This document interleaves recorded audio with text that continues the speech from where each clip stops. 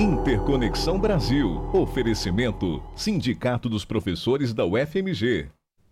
Bem-vindos ao terceiro bloco. Nós estamos trabalhando um tema que são doenças raras, diagnóstico e tratamento. No primeiro bloco nós situamos essas doenças raras, por que são raras. No segundo bloco trabalhamos o diagnóstico e o tratamento. E já deixamos para esse terceiro bloco o tema principal.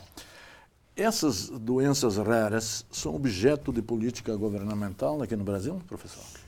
No Brasil, muito recentemente, somente agora, no dia 30 de janeiro de 2014... Deste ano, então? Deste ano, agora, recentemente, o Ministério da Saúde publicou uma portaria decidindo que o SUS deve prestar um atendimento completo, integral a todas as pessoas que possuem doenças raras.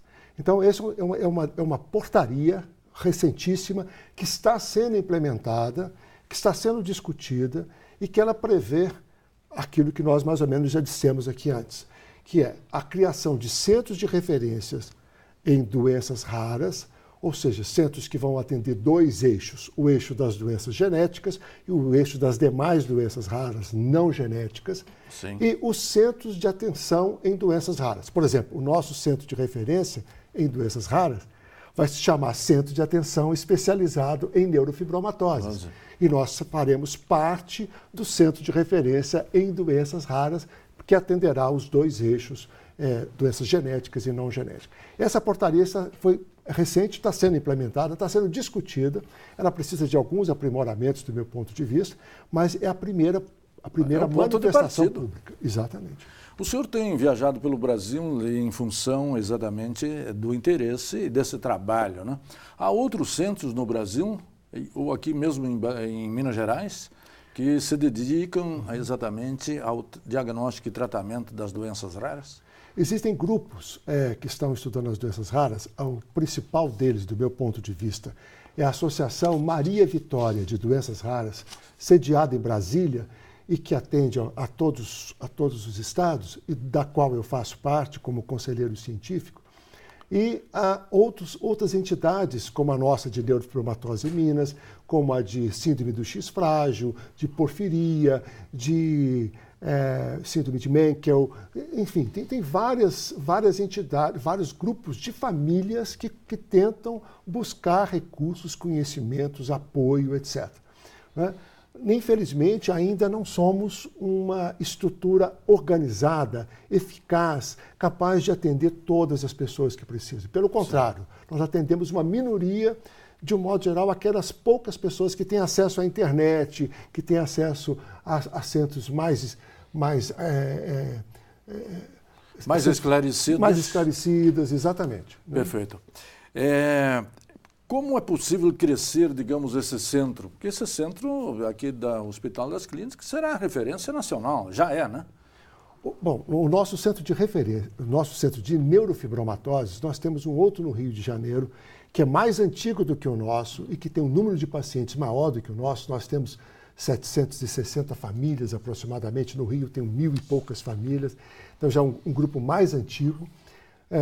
Então nós temos 2 centros de referência em neurofibromatose, mas nós não temos outros locais onde tem um atendimento regular.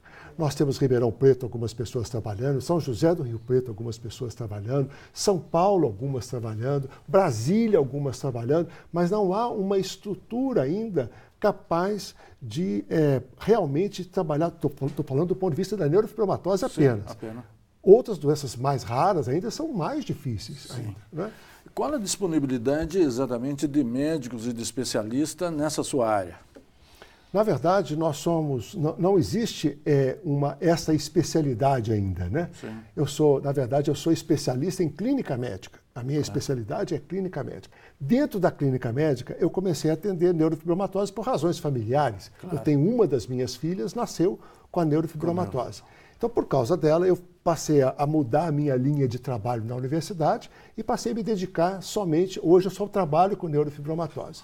A mesma coisa com o Newton, que é o diretor do centro, também tem um filho com neurofibromatose. Então, por causa desse nosso envolvimento familiar, nós nos encontramos numa associação de pais E dessa associação nós resolvemos criar o Centro do Hospital das Clínicas. E assim tem sido em outros lugares, quer dizer, são iniciativas privadas ou individuais, particulares, no sentido de tentar dar apoio para os nossos filhos, que a gente construiu esses centros, né? Felizmente assim, agora... Assim começa o movimento, né? Exatamente. E essas entidades é que pressionaram o Ministério, principalmente a Associação Maria Vitória, que conseguiu que o Ministério realizasse a edição dessa portaria. E o ensino e a pesquisa sobre doenças raras? E a sua em particular? Na verdade, a gente, como eu sou um pesquisador na universidade, a gente nunca deixa de ser, né? A gente acaba tendo um olhar que vem com o olhar da pesquisa para o atendimento. A minha prioridade no momento é atender as pessoas, não é fazer pesquisa. No entanto, o ato de fazer pesquisa faz com que você consiga recursos, faz com que você vá a congressos internacionais. Nós vamos a congressos regularmente há muitos anos. Eu, Newton, a nossa equipe que trabalha conosco, temos alunos de pós-graduação, de doutorado, de mestrado, iniciação científica, fonoaudiologia, nutrição, medicina, educação física. Então, todos esses profissionais estão trabalhando conosco. Isso faz com que cresça um movimento em torno da pesquisa que nos leva para fora, para congresso, onde a gente toma conhecimento com os outros profissionais. Hoje eu conheço pessoalmente os principais pesquisadores do mundo em neurofibromatose. Então, a gente faz com que a pesquisa facilita essa interlocução com outros profissionais de outros países. Por isso a gente faz pesquisa. Já está se dando um intercâmbio também de profissionais de outros países e de nossos pesquisadores que vão se especializar no exterior também? Sem dúvida. Uma das minhas alunas, a doutora Juliana Ferreira de Souza, ao fazer o doutorado comigo em neurofibromatose, ela fez um doutorado sanduíche na Universidade de Utah com o Viscocho, o David Viscocho, que é um dos descobridores da mutação genética que causa a doença. Então, a Juliana nós tivemos um ganho enorme. E eles vieram, já trouxemos eles aqui no Brasil, virão aqui novamente em outubro, no novo encontro que a gente vai promover no Rio de Janeiro. Então, a pesquisa faz com que a gente tenha esse diálogo. E a gente acabou criando uma associação chamada Sociedade Brasileira de Pesquisa em Neurofibromatose, com mais ou menos umas 30 pessoas no Brasil todo interessadas. E, por coincidência, ontem saiu publicado o nosso primeiro artigo coletivo nos arquivos de neuropsiquiatria. Então já estão disponíveis gratuitamente, é uma publicação online, gratuita. Arquivos de neuropsiquiatria, da edição de hoje, tem um artigo nosso lá, como fazer o diagnóstico das neurofibromatoses e o seu diagnóstico diferencial. Qual a bibliografia especializada nessas doenças e em que medida ela está disponível ou não?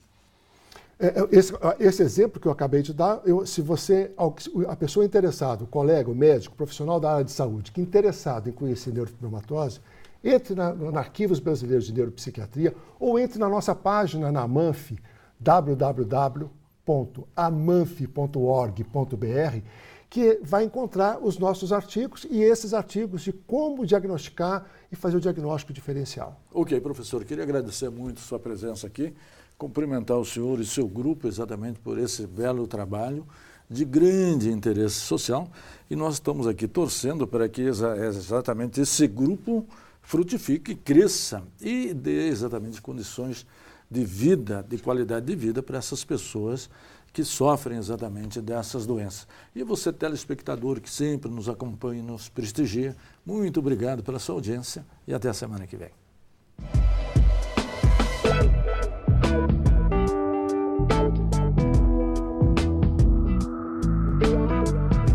Interconexão Brasil. Oferecimento: Sindicato dos Professores da UFMG.